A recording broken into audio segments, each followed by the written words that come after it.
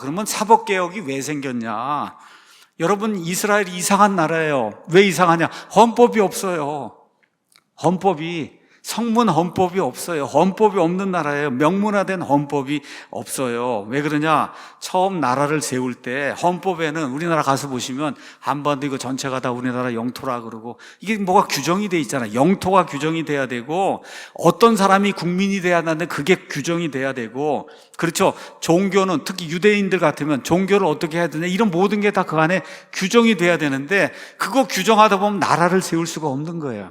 그러니까 일단은 나라를 세우고 그 다음에 나머지 문제를 해결하자. 그래서 지금까지 75년이 됐는데 명문화된 헌법이 없어요. 그럼 헌법이 없는데 어떻게 나라가 굴러가냐?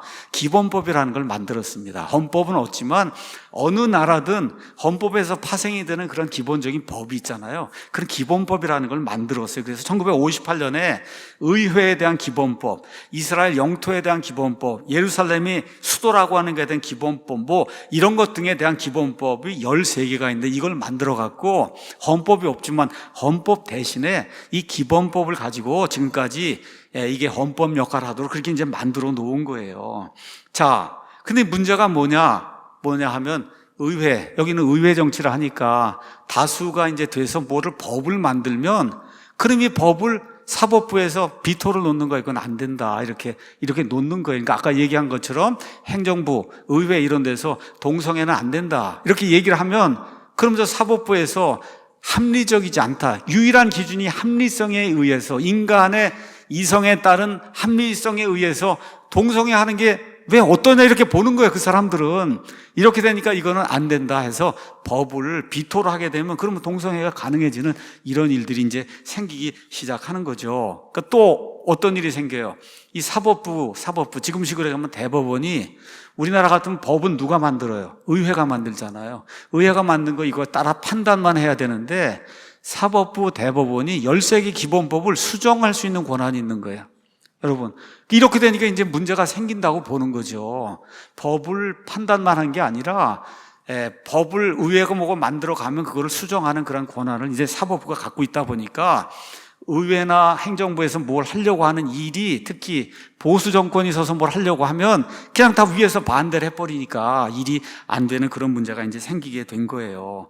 왜 그래요? 이민 국가이기 때문에 출신지도 유럽에서 온 사람이냐, 아프리카의 이티오피아에서 온 이런 유대인이냐, 그렇죠, 거기 살던 유대인이냐, 미국에서 온 유대인이냐, 다 생각이 다 제각 다릅니다. 또 미국에 사는 유대인들이 많은 거 장악하고 있지만 진보가 많다는 거예요. 미국에 사는 유대인들 가운데 진보가. 이렇게 되니까 보수 정권 이스라엘에 쓰는 거를 반대하는 유대인들이 미국 내에 이제 많다. 말씀드린 대로 국민의 20%가 아랍 사람들이에요. 근데 아랍 사람들은, 유대인들은 국방의 의무를 지는데 아랍 사람들은 국방의 의무를 지워주질 않아요. 왜 그래요? 총 줬는데 이스라엘 향해서 총을 쏘면은 이렇게 봉기하고 그럴 때, 여러분, 군인이 나가서 아랍 사람들 제압을 해야 되는데, 난 아랍 사람이라 그래갖고 총을 이스라엘 사람들에게 들면 안 되잖아. 이래서 아랍 사람들은 국민인데도 불구하고 이 국방의 의무가 없는 거예요. 또 누가 있냐? 메시아닉 주라고 하는 게 또 등장을 한 거예요. 그래서 통계적으로 한 2만 명 정도 된다. 초정통파 유대인들은, 이 메시아닉 주라고 하는 사람들은, 나는 기독교인입니다, 그럼에도 불구하고 유대인들의 모든 절기는 다 지키겠습니다, 이렇게 나오는 사람들이 메시아닉 주예요, 유대인들 가운데. 그래서 초정통파 이런 유대인들이 보기에 이건 뭐 이교도나 똑같은 거지, 예수 그리스도, 예수님을 메시아라고 얘기를 하니 우린 그런 사람 알지도 못해, 이렇게 얘기하는 거거든요.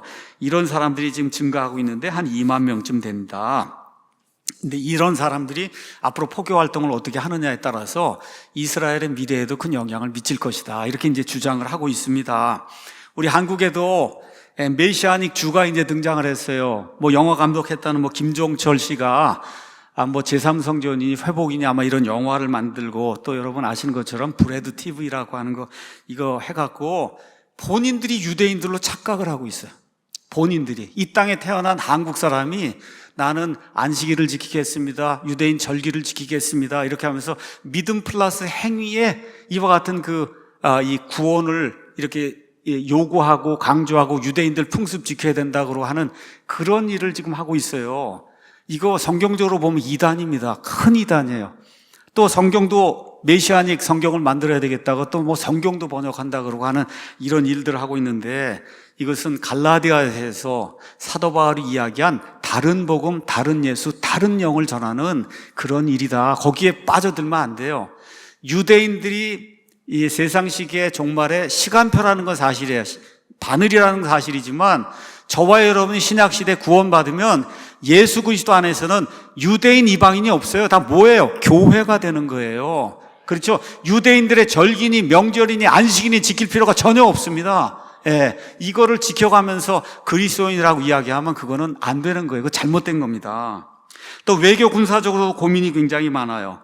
예, 이슬람 시아파 거기에 최강대국이 이란이에요. 이거 견제하기 위해서 이슬람 순위파인 사우디아라비아하고 이렇게 밀월 관계를 이제 추진했는데, 올해 3월에 사우디아라비아가 갑자기 이란하고 외교 관계를 정상화하고 이렇게 하면서 이슬람 전체 세력이 다 하나가 되는 이런 일이 이제 생기게 된 겁니다. 또 이런 가운데 뭐가 있어요? 유대인 정착촌 문제가 생긴다.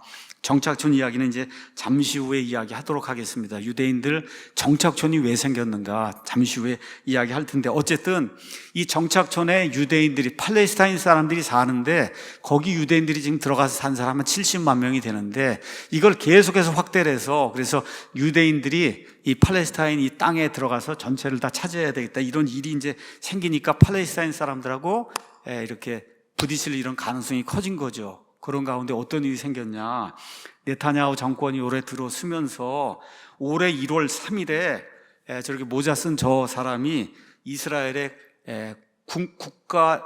국무부 장관 아니면 국방부 장관이라고 보시면 돼요. 이름이 뭐냐 하면 벤 그비르인데, 이 벤 그비르가 1월 3일 오전 아침 7시에 전격적으로 13분 동안 저 뒤에 보이는 노란 돔 보이죠?